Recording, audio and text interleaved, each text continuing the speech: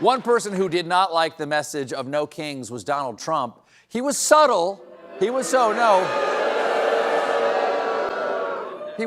in his criticism. To prove that he's not a monarch, on Saturday night, he posted this AI video of himself wearing a crown, flying a jet, and strafing New York City with feces. Now, a warning. Donald Trump wanted adoration. Stephen Colbert gave him exposure therapy. After the No Kings protest swept the nation, Colbert turned Trump's obsession with loyalty into a masterclass in mockery. His satire didn't just sting, it stripped the illusion of grandeur from a man who confused power with performance. In a single night, Colbert transformed rebellion into comedy and comedy into revelation. Now, going into these peaceful marches, Republican warned us about who would show up. The Antifa crowd and the pro-Hamas crowd and the Marxists, they're all going to gather on the mall. The terrorist wing of their party. The I Hate America and I Want to Be a Marxist rally coming up. The farthest left, the hardest core, the most unhinged in the Democratic Party. Yes, the hardest, hingeless terror car of the Marxist hate fajitas. If you're enjoying this video, please make sure to subscribe to the channel and hit the bell icon. Stephen Colbert watched the footage with the gleam of a man who just found comedic treasure buried under constitutional rubble. If you have not seen this video that he posted might be upsetting to sensitive viewers who do not like watching the President of the United States carpet pooping his own citizens. It is King Trump crapping on America, which is insane, though I will grant, factually accurate. The protests continued nationwide, spreading from major cities to small towns. People dressed as jesters, carrying banners that read, "No crowns, no kings, just accountability." Thank you. There are so many disturbing things about this video. Number one, the number two. Second, eat a vegetable, baby. Throwing a handful of flax seeds in your milkshake, you got a real problem.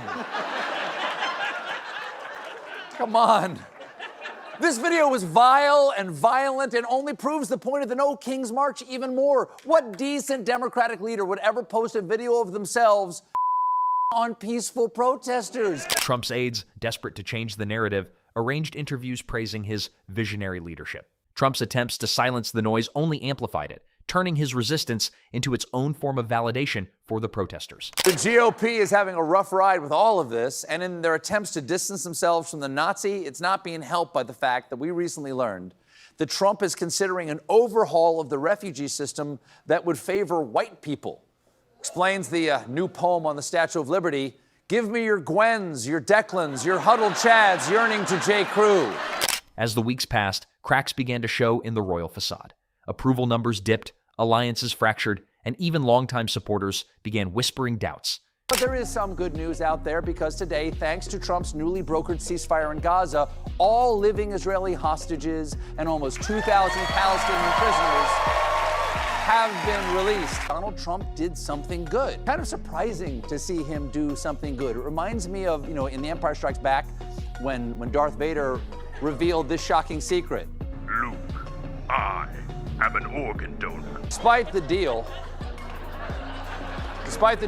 on Friday, in a truly foreseeable turn of events, Trump did not receive the Nobel Peace Prize. The man is a paragon of peace. By the time the No Kings protest filled the airwaves and streets, it had become less a demonstration and more a declaration, a reminder that power without humility always collapses under its own weight. The people gathered not for chaos, but for clarity. Their chants weren't angry. They were articulate. They weren't tearing down institutions. They were reclaiming them. The true genius of the movement lay in how it turned frustration into focus, outrage into organization, and mockery into momentum. Every handmade sign, every raised voice carried the same subtext. Leadership is not performance art, and democracy doesn't bend to ego. Colbert understood that better than anyone. His comedy became the unofficial commentary of resistance, not because it screamed louder, but because it spoke smarter. His satire sliced through the noise with surgical precision. What made Colbert's satire cut deeper was its restraint. He didn't need to shout. The absurdity spoke for itself. His punchlines carried the rhythm of truth disguised as laughter, the kind that left audiences smiling until they realized they were nodding too. It wasn't comedy against a man. It was comedy for a country, reminding it that laughter, when rooted in truth, can rebuild faith faster than outrage ever could. Trump's proposal would give preference to English speakers, white South Africans, and Europeans who oppose migration. That's right, we'll only let you migrate here if you oppose migration, which just means as soon as we let you in, you're going to have to help us kick you right out. They specifically want to prioritize Europeans who have been targeted for support for populist political parties, which seems to be a direct reference to the European far-right political party Alternative for Germany, and would also emphasize that these migrants assimilate into the United States and respect American cultural norms. They think Germans are going to be interested in American cultural norms? Excuse me, I'm so excited to come to your beautiful land. Just checking, how many years of paid parental leave do you give? The brilliance lay in his ability to turn laughter into literacy. He educated without preaching, mocked without cruelty, and made patriotism feel like participation again. As the No Kings protest grew, its energy fed on that same wavelength.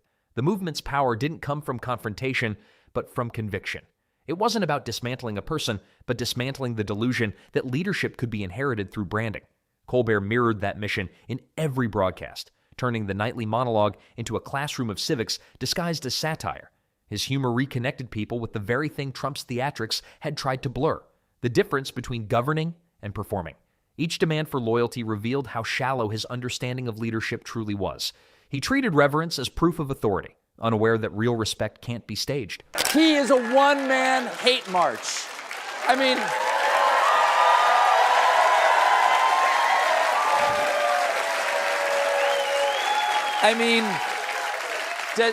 does he have a late night show we can cancel? This video was so terrible, you'd have to be an absolute idiot and a moral reprobate to defend it. Mike Johnson?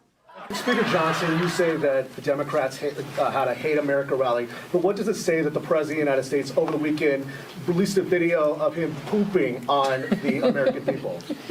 The president uses social media to make the point. You can argue he's probably the most effective person who's ever used social media for that. He is using satire to make a point. Ah, yes. Oh, yes, my friends. Colbert captured that irony effortlessly.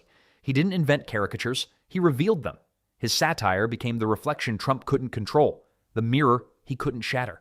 Every laugh from the audience was a quiet verdict, every punchline an act of civic participation. The protesters and Colbert, though miles apart, were marching in sync. One used signs, the other used jokes, but both spoke the same language, one of accountability. Their message was consistent. Democracy belongs to the people, not the personality at the podium. The laughter echoing through living rooms was no less powerful than the chants in the streets. It reminded everyone watching that the highest form of critique isn't rage, but reflection. When laughter met truth, it didn't just wound, it healed. And in that healing, America remembered why it rebelled in the first place, not to replace one ruler with another, but to ensure that no leader ever forgets they serve, not reign.